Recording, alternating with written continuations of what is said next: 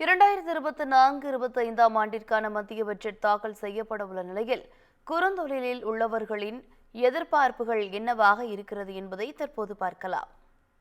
நான் இங்கே உள்ள உற்பத்தி பண்ணுறதுக்கு இன்னொரு ஒரு வாரம் 10 நாள் ஆகுது. அப்புறம் இங்கேருந்து சப்போஸிங் நாங்கள் கொல்கத்தாக்கு விற்கிறோன்னா போகிறதுக்கு இன்னொரு 10 நாள் ஆகுது. அதுக்கப்புறம் விற்கிறவங்க அவங்க அவங்க வந்து பணம் வந்து ஒரு 30 நாள் 45 நாள் கழிச்சு தான் வந்து காசு கொடுக்குறாங்க.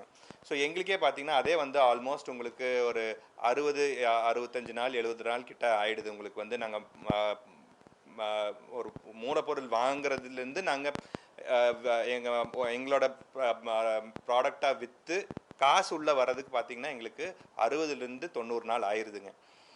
அது ஆனால் நாங்கள் வந்து இப்போ நாங்கள் மூலப்பொருள் வாங்குறப்போ நாங்கள் வந்து 45 நாளில் திருப்பி கொடுக்கணுங்கிறப்போ வந்து அது ஒரு பெரிய கஷ்டம் ஏற்படுத்துது.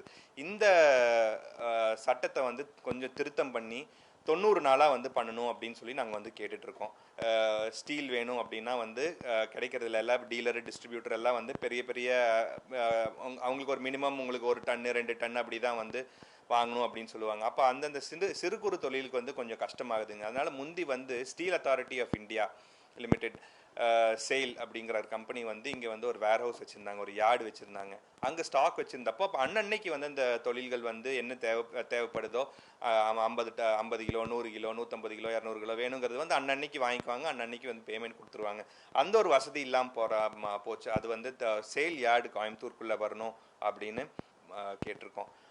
மூணாவது வந்துங்க ஒன் டிஸ்ட்ரிக்ட் ஒன் ப்ராடக்ட் அப்படின்னு ஒரு ஸ்கீம் ஒன்று கொண்டு வந்தாங்க கவர்மெண்ட் ஆஃப் இந்தியா.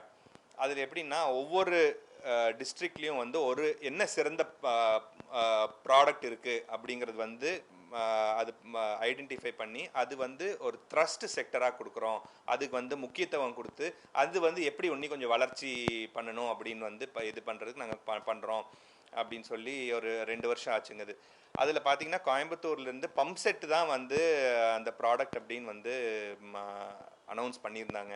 அதுக்கப்புறம் வந்து சென்ட்ரல் கவர்மெண்ட் அதுக்கப்புறம் ஒன்றும் ப்ரொசீட் ஆகலைங்க. அதனால வந்து அந்த பம்ப் செக்டரை வந்து த்ரஸ்ட் செக்டருக்குள்ளே கொண்டு வந்து எங்களுக்கு கொஞ்சம் சலுகை எல்லாம் கொடுத்தா நாங்கள் எங்களுக்கு இங்கே தொழில் பண்ணுறதுக்கும் எக்ஸ்போர்ட் பண்ணுறதுக்கும் வந்து கொஞ்சம் வசதியாக இருக்கும் அப்படின்னு வந்து நாங்கள் கேட்டுக்கிறோம். பம்ப் செட் வந்து அதோட ஜிஎஸ்டி வந்து முந்தி 12% இருந்ததுங்க. விவசாயிக்கு வந்து அது அந்த 12%ங்கிறதே வந்து கொஞ்சம் கடினமான ஒரு ஜிஎஸ்டி ஸ்லாப் தான். அது ஒரு 1.5 வருஷத்துக்கு முன்னாடி வந்து அது 18% ஆக்கிட்டாங்க. அதனால என்ன ஆகி போச்சுன்னா உங்களுக்கு இந்த 6% வந்து உங்களுக்கு ஜிஎஸ்டியில் வந்து கூடுதல் டேக்ஸ் வந்து விவசாயிக்கு அது ஒரு பெரிய ப்ராப்ளம் ஆயிடுச்சு. இது எந்த டைமில் வந்திருக்குன்னா அந்த மூலப்பொருள் விலைவாசி வந்து ரொம்ப ஜாஸ்தி ஆகிட்டே போயிட்டு இருக்கிற டைமில் வந்து அதுவே உங்களுக்கு ஆல்மோஸ்ட் 20-25% மேலே உங்களுக்கு பாதிப்பு இருந்ததுங்க. அதோட சேர்ந்து இந்த 6% சேர்றப்போ உங்களுக்கு 30-32% மேலே வந்து விவசாயிக்கு வந்து இந்த பம்ப் செட்டோட விலையிலே வந்து ஜாஸ்தி ஆகிறனால வந்து ரொம்ப கடினமாயிருச்சுங்க விவசாயிக்கு வந்து இன்னைக்கு ஒரு பம்ப் செட் வாங்குறதுக்கு. அதனால் அதுவும் வந்து நாங்கள் ஒரு 1.5 வருஷமாக வந்து கவர்மெண்ட் கிட்ட நாங்கள் வந்து கேட்டுகிட்டே இருக்கோம். அந்த ஜிஎஸ்டியை திரும்ப பெறணும், 18லேருந்து 12% திரும்ப பெறணும் அப்படின்னு வந்து நாங்கள் கேட்டுட்ருக்கோங்க. இன்னொன்று கோயம்புத்தூரில் பார்த்தீங்கன்னா சப்கான்ட்ராக்டிங், அதாவது நாங்கள் வந்து பம்ப் செட் தயாரிக்கிறது நிறையா காம்பனண்ட் நாங்கள் வந்து வெளியே வந்து சப்கான்ட்ராக்டிங் வந்து கொடுக்குறோங்க. அந்த ஜிஎஸ்டி வந்து 18%ல் இருக்குதுங்க. அந்த ஜிஎஸ்டியை வந்து அது வந்து எப்படின்னா எங்களுக்கும் அது ரொம்ப கஷ்டமாக இருக்குது, அவங்களுக்கும் ரொம்ப கஷ்டமாக இருக்குது. அவங்க எல்லாமே பார்த்தீங்கன்னா சேர்ந்து வச்சு கடைசியில் விவசாயிக்கு தான் போய் பாதிப்பு ஏற்படுத்துது. அது வந்து 5%ல் இருந்தது முந்தி. அது வந்து நாங்கள் 5%க்குள்ளே கொண்டு வரணும் அப்படிங்கிற கோரிக்கையும் வச்சுருக்கோம். அதுவும் வந்து நீங்கள் அது கொண்டு வருவாங்கங்கிற அந்த ஒரு நம்பிக்கை எங்களுக்கு இருக்குதுங்க. சரி, அது உற்பத்தி செய்ய இங்கே தான் தமிழ்நாட்டிலே அதிகமாக இருக்குங்க. கோயம்புத்தூர் தான் இந்தியா முழுவதுக்குமே பல்வேறு மாநிலங்களுக்கு விவசாய தேவையான தொழிற்சாலை தேவையான மோட்டர்களை அதிக அளவு இங்கிருந்து நாங்கள் வந்து உற்பத்தி செய்து ஏற்றுமதி செய்கிறோம். விவசாயத்துக்கு இந்தியாவில் பார்த்தீங்கன்னா பிரதான தொழில் விவசாயம்தான். அந்த விவசாயத்துக்கு தேவையான முக்கியமான ஒரு கருவி வந்து motor pump set. Motor pump set இல்லைன்னா விவசாயமே இல்லை இந்தியாவில்.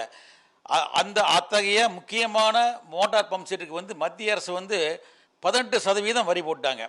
ஏற்கனவே வந்து 5% வரை தான் போட்டிருந்தாங்க.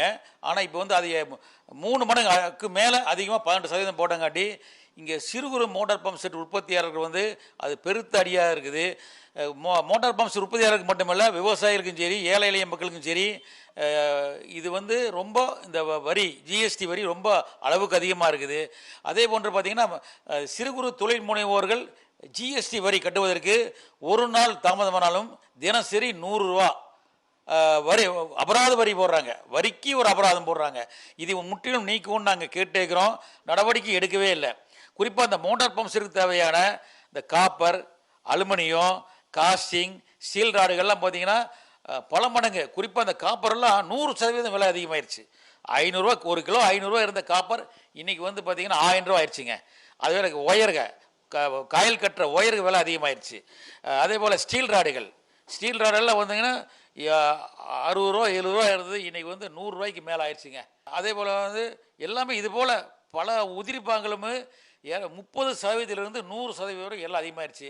இந்த ஜிஎஸ்டிக்கு பயந்து தொழிலை மூடிடுறாங்க, அல்லது தொழில் வந்து தொடங்குறது கூட புதுசாக வர்றதில்லை. பழையபடி 5% திரும்ப கொண்டு வரணுங்கிறது எங்களுடைய ஒரு முக்கியமான கோரிக்கையாக இருக்குது. பட்ஜெட்டுங்கிறது வந்து ஒவ்வொரு பட்ஜெட் வருகின்ற பொழுது தொழில்துறை சார்ந்திருக்கிறவர்களே பிரம்மாண்டமான எதிர்பார்ப்பு இருக்கும். காரணம் என்னன்னு கேட்டிங்கன்னா, இந்தியாவில் வந்து குறு சிறு நடுத்தர தொழில் சொல்லக்கூடிய இந்த தொழில் முனைவர்கள் எல்லாரும் இந்த இந்தியாவில் வந்து விவசாயிகளுக்கு அடுத்தபடியாக உள்ளூர் மாவட்டங்களில் வந்து பல்வேறு மாநிலங்களில் வேலை வாய்ப்பு உருவாக்கி கொடுத்து அந்த மக்களை வாழ்வாதாரத்தை பெருக்குவதோடு பணப்புழக்கத்தை அதிகமாக ஏற்படுத்தக்கூடியது தான் இந்த சிறு குறு தொழில் என்பது. அப்போ பட்ஜெட்டுகள் வருகின்ற காலங்களில் மிகப்பெரிய அளவில் இந்த துறைக்காக இந்த அரசுகள் நிதி ஒதுக்கும் என்று எதிர்பார்ப்பு என்பது பிரம்மாண்டமாக இருக்கும். ஆனால் பல்வேறு பட்ஜெட்டுகள் பிரம்மாண்டம் இல்லாமல் நாங்கள் புறக்கணிக்கப்பட்டு எங்கள் கோரிக்கை நிறைவேற்றப்படாமல் வருத்தத்தோடு நாங்கள் பல பதிவுகள் தொடர்ந்து தொழில்துறை செய்துட்டு வரோம்.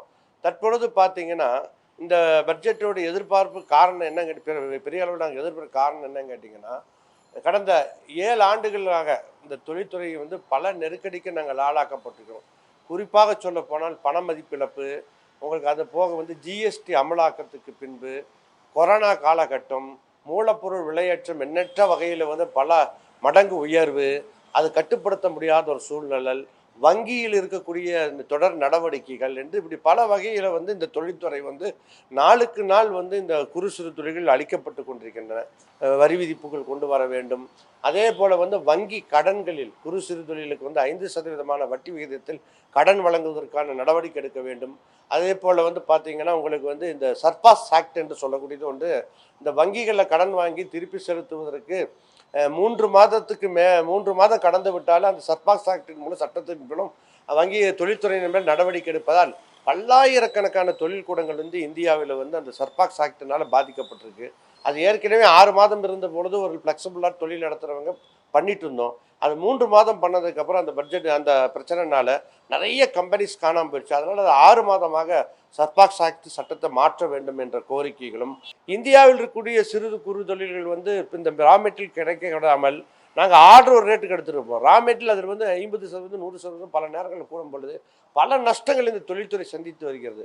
அதே போல் தொழில்துறைக்கு வந்து வர மத்திய அரசாங்க பட்ஜெட்டில் நிதி ஒதுக்கீடு என்று பார்க்கின்ற பொழுது பெரிய அளவில் நிதி ஒதுக்கீடு அவங்க செய்வதில்லை. ஒவ்வொரு ஆண்டு குறைத்து கொண்டே வருகின்றார்கள். அதோடைய விளைவு என்னாச்சுன்னு கேட்டிங்கன்னா, மத்திய அரசாங்கம் வந்து தொழில்துறைக்கு குறு சிறு தொழிலுக்கு வந்து இயந்திரங்கள் கொள்முதல் செய்கின்ற பொழுது 15% மானியம் தந்து கொண்டிருந்தார்கள். கடந்த 3 வருடங்களாக அந்த மானியத்தை தர்றதை நிறுத்திட்டாங்க. இப்போ மாநில அரசு எடுத்துக்கொண்டாலும் கூட 35% மானியம் தர்றாங்க குறுந்தொழிலுக்கு மட்டும். ஆனால் மத்திய அரசு ஏற்கனவே குறு சிறு 2 தொழிலுக்கு தந்து கொண்டிருந்தார்கள் 15%. அதை நிறுத்திட்டாங்க. நாங்கள் மீண்டும் அந்த நிதி ஒதுக்கீடு செய்து வந்து அந்த மானியம் வழங்குவது 15ங்கிறது 25 உயர்த்தி குறு சிறு தொழிலுக்கு மத்திய அரசாங்கம் மானியம் வழங்க வேண்டும், தொழிலை முன்னேற்றத்துக்கு வழிகாட்ட வேண்டும் என்று இப்படி எதிர்பார்ப்புகள் வந்து குவிந்திருக்கின்றன.